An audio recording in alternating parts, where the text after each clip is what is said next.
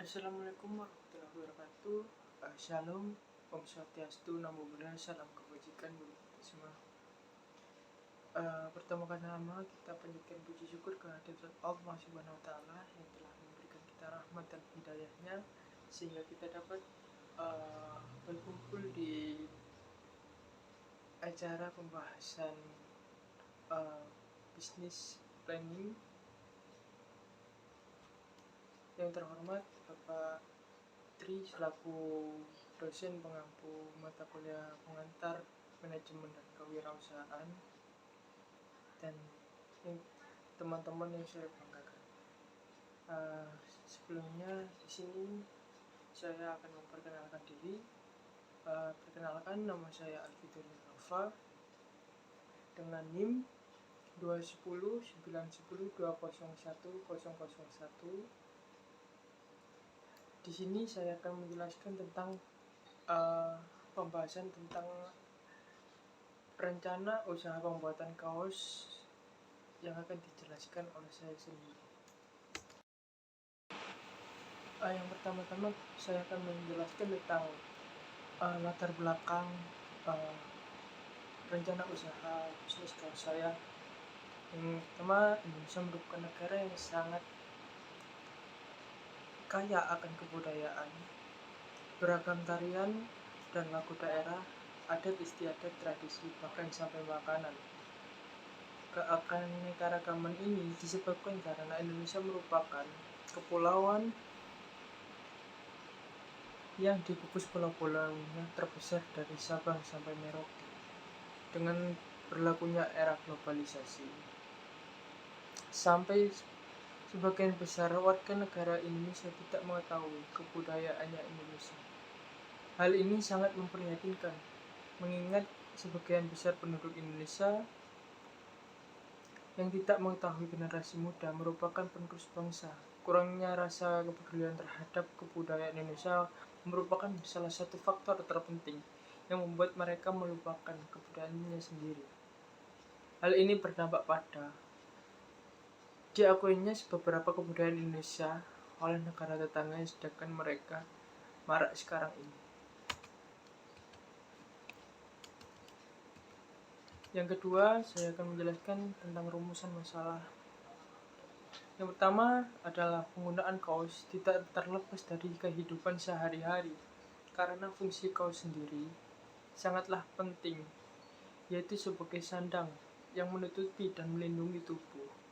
Hal ini mendorong masyarakat mengkoleksi berbagai jenis kaos dan pada akhirnya akan meningkatkan permintaan masyarakat terhadap kaos. Kedua adalah lonjakan angka peminat kaos di Kabupaten Lumajang. Lalu pembahasan selanjutnya adalah tujuan usaha kaos ini sendiri. Yang pertama, kami dari perusahaan konveksi barang polo sendiri ingin memperkenalkan merchandise khas Indonesia kepada masyarakat luas, lokal, internasional melalui barang berupa kaos ini sendiri. Yang kedua, mengasah jiwa kewirausahaan dengan mendirikan usaha kaos komersial. Yang ketiga, memperoleh pengalaman dan pendapatan dari usaha kaos yang dijalani. Di sini saya pribadi memperoleh manfaat dari usaha kaos sendiri, yakni kegiatan ini merupakan salah satu langkah awal untuk merangsang dan meningkatkan kreativitas mahasiswa serta menumbuhkan jiwa kewirausahaan pada tiap individu dalam kelompok ini, sehingga dapat tumbuh menjadi individu yang mandiri yang mampu membuka peluang usaha orang lain. Kegiatan ini akan menjadi wadah untuk melatih diri agar terbiasa bekerja di dalam satu tim. Dengan adanya kegiatan ini diharapkan akan menjadi fasilitas bagi kelompok untuk memberikan suatu atau sebuah kelompok usaha yang dapat mendatangkan keuntungan bagi dirinya dan kelompok itu sendiri. Lalu pembahasan selanjutnya adalah gambaran umum rencana usaha. Yang pertama, sebelum kita melaksanakan usaha, kita pasti membutuhkan modal, yang berarti modal adalah suatu usaha dibutuhkan untuk dapat menjalankan suatu bisnis.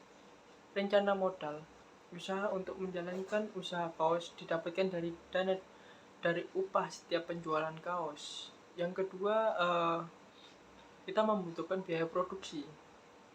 Biaya produksi itu meliputi beberapa macam, yakni biaya bahan langsung dalam pembuatan kaos adalah katun, benang, tinta sablon, bahan label, kemasan bening, dan kemasan kresek. Biasanya bahan tidak langsung meliputi upah pekerja, biaya mesin, biaya penyusutan, dan biaya listrik. Yang pertama, kita harus memiliki desain sebelum kita melakukan proses penyablonan. Yang kedua, kita harus mengirim desain kaos kita ke dalam vendor yang kita percaya sebagai alat untuk melaksanakan penyablonan kaos kita tersebut. Dan desain kita yang awalnya kita desain dari awal, kita kirim ke dalam vendor tersebut dan dijalankan oleh vendor tersebut. Yang ketiga, kaos font, pembuatan kaos oleh vendor. Yang keempat, pengiriman kaos dari vendor. Ini adalah contoh, dua contoh kaos yang pernah saya bikin, yang pernah saya produksi sendiri. Adapun beberapa langkah-langkah pembuatan kaos sablon. Yang pertama adalah yang kamu lakukan adalah membuat desain yang akan dicetak. Desain gambar ini dapat kamu menggunakan program grafis yang mahir kamu gunakan. Pastikan untuk menggunakan beberapa bentuk yang sesuai dengan konsep desain dan buat hasil menjadi sebaik mungkin. Tahap yang kedua adalah cetak desain gambar pada lembaran transparan. Hal yang harus kamu lakukan adalah mencetak desain pada gambar transparan tersebut. Lembaran transparan dengan cetak desain yang akan digunakan untuk proses sablon emulsi selanjutnya. Jika kamu tidak tahu caranya mencetak lembaran dengan transparan tersebut, maka kamu harus ketahui bahwa mencetaknya sebaik menggunakan printer laser. Tahap yang ketiga adalah mencampurkan foto emulsi dan sensitizer. Dalam pencampuran, foto emulsi adalah bahan utama yang akan digunakan pada sablon. Ini ternyata lebih dahulu harus kamu campurkan dengan sensitizer atau bahan sablon dengan perbandingan 1:1. Tambahkan juga dengan air sedikit. Jika sudah cukup, aduk dengan pencampuran, aduk hingga merata dan menggunakan kuas lukis yang halus dan ukurannya kecil. Tahap yang keempat adalah siapkan screen untuk memulai proses sablon, yang berarti kamu dapat menyiapkan screen untuk sablon dimulai. Persiapannya dilakukan dengan membalik screen sehingga bagian bawahnya yang menghadap ke atas. Pada bagian ujungnya digunakan penjepit untuk memastikan screen tidak bergerak dan merusak desain nantinya.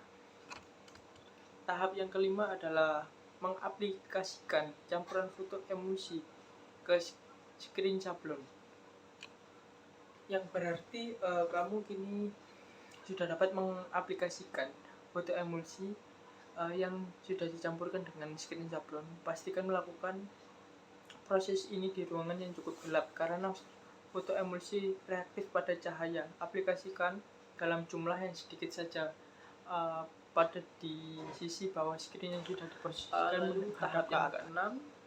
Siapkan screen untuk mendapatkan penerangan. Setelah foto emulsi diaplikasikan secara menyeluruh, biarkan hingga kering. Jika sudah kering seluruhnya, artinya screen sudah siap untuk mendapatkan penerangan. Sebelumnya pastikan untuk melepas penjepit dan pindahkan screen sekaligus dengan meja sablon ke wilayah yang terpapar cahaya matahari.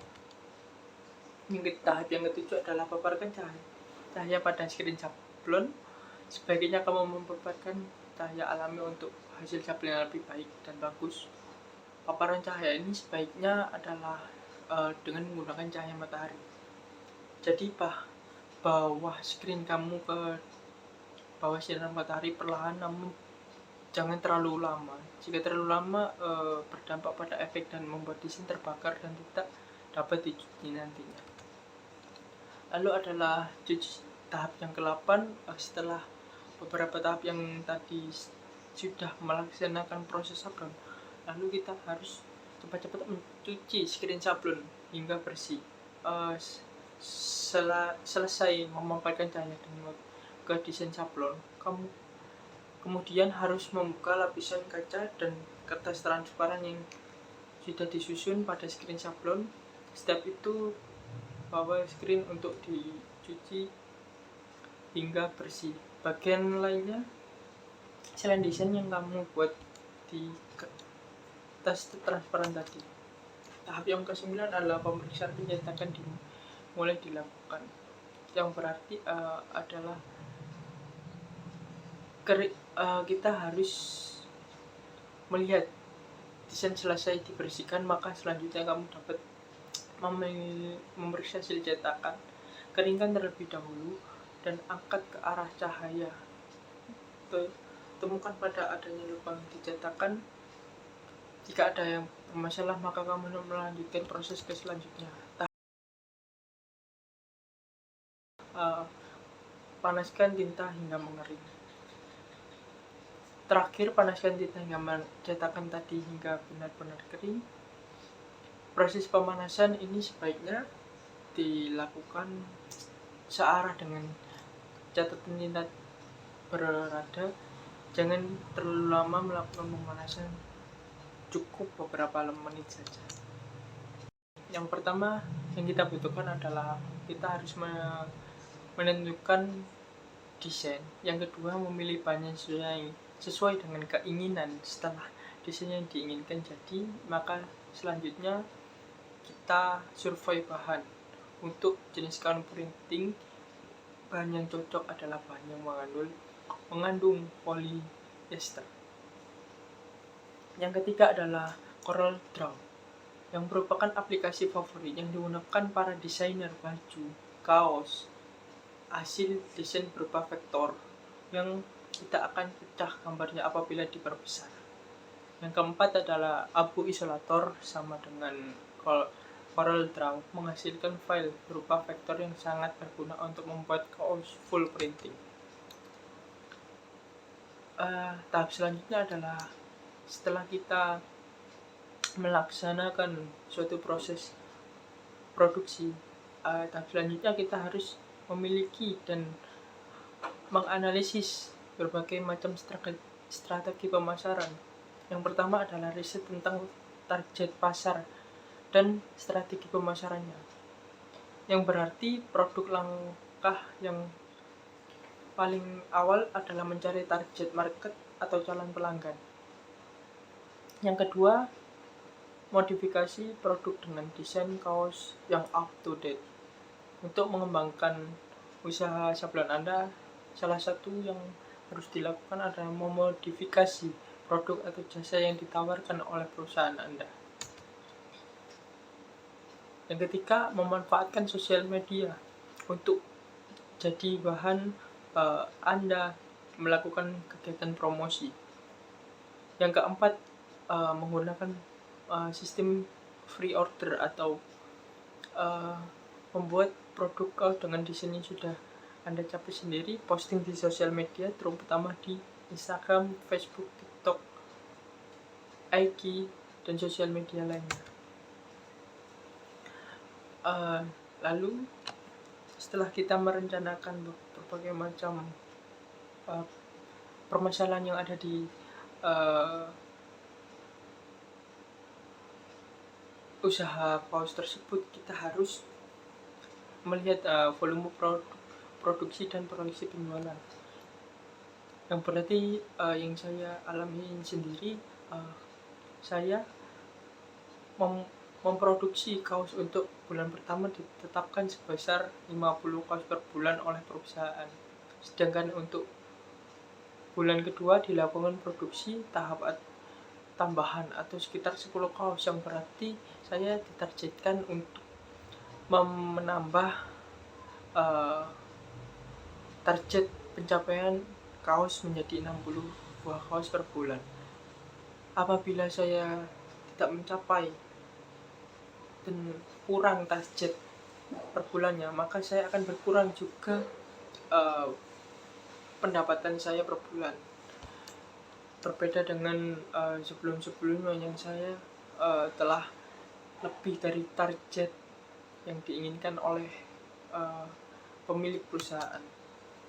Jadi saya di sini menyimpulkan bahwa usaha kaos distro sendiri ini menggunakan planning yang cukup bisa dikatakan sudah difikirkan secara matang-matang, dikarenakan telah melakukan beberapa riset untuk mengetahui apa dampak dan hasil yang diperoleh saat melakukan suatu usaha penjualan kaos distro tersebut. Sekian dari saya. Jika ada kesalahan kata, mohon maaf. Saya hanya ingin berpesan kepada teman-teman, jika kalian ingin berwirausaha, tetaplah berpegang teguh pada pendirian Anda. Jangan sampai Anda terlena dengan godaan-godaan teman Anda, karena apa yang Anda inginkan adalah suatu jalan sukses bagi Anda sendiri. Terima kasih. Wassalamualaikum warahmatullahi wabarakatuh.